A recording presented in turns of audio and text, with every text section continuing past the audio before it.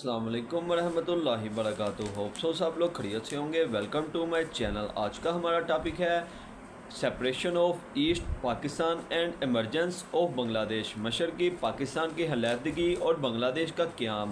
1970 کے عام انتخابات کے بعد جب عوامی لیگ کو مشرقی پاکستان میں کامیابی ملی اور ملک کی باغ اور دوڑ عوامی لیگ کو نہ سونپی گئی تو مشرقی پاکستان میں امن و امان کی صورتحال خراب ہو گئی.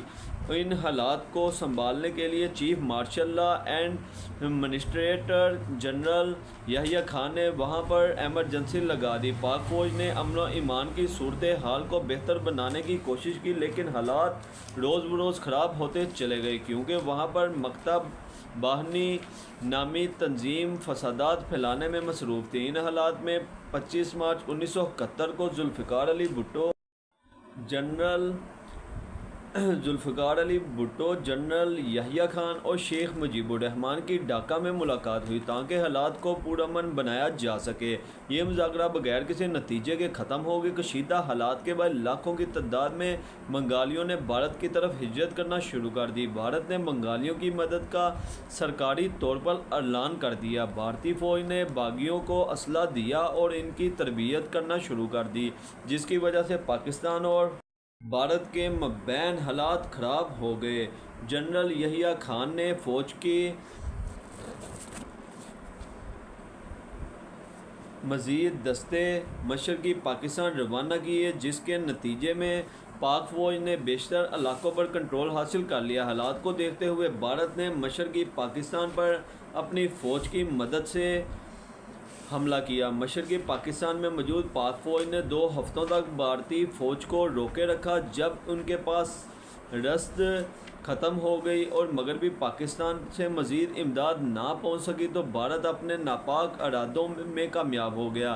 اس طرح 16 دسمبر 1971 کو مشرقی پاکستان ہم سے علیحدہ ہو گیا اور بنگلہ دیش کے نام سے علیحدہ ملک بن گیا.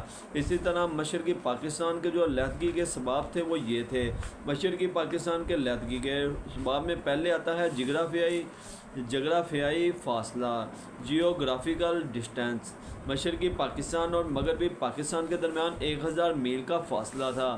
ان دونوں حصوں کے درمیان ملک بھارت تھا جو کہ 1947 میں تقسیم ہند کے بند سے ہی پاکستان کی سالمیت کو نقصان پہنچانے کی کوشش میں مصروف تھا. 1000 میل فاصلے پر واقع دونوں حصوں میں سیاسی اور ثقافتی رابطے رکھنا بہت دشوار کام تھا. دونوں حصوں کی ثقافت بھی ایک دوسرے سے بالکل مختلف تھی.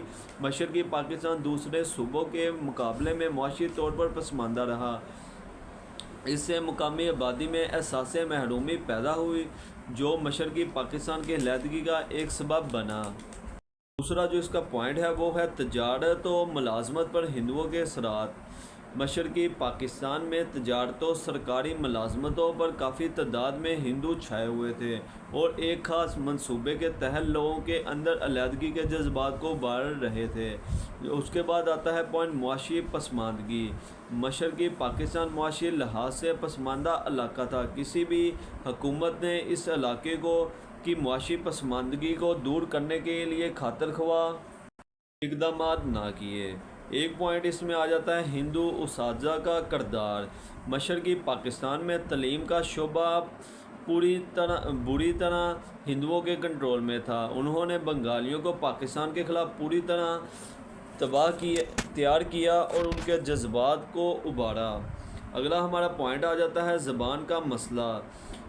زبان کا مسئلہ اگرچہ 1956 اور 1962 کے دساتیر میں حل ہو گیا تھا مگر مشرقی پاکستان کے لوگوں کے اندر زبان کے حوالے سے ایک احساس محرومی پیدا ہو چکا تھا جو ان اقدامات کے باوجود بھی ختم نہ کیا جا سکا. نیکسٹ پوائنٹ ہے نمائندگی کی شرح کا مسئلہ. پرابلم اور ریپریزنٹیشن ریشو.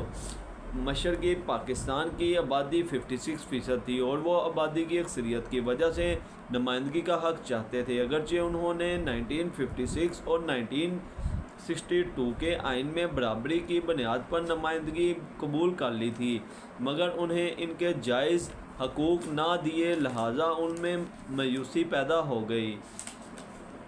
اگلا پوائنٹ ہے بھارت کی مداخلت. بھارت کی مشرقی پاکستان کے معاملات میں بے جان مداخلت نے بھی حالات کو خراب کیا۔ بھارت نے مقتا بہانی کے کارکنوں کو تربیت اور امداد دینے کے علاوہ علیحدگی چاہنے والوں کی حوصلہ افزائی کی۔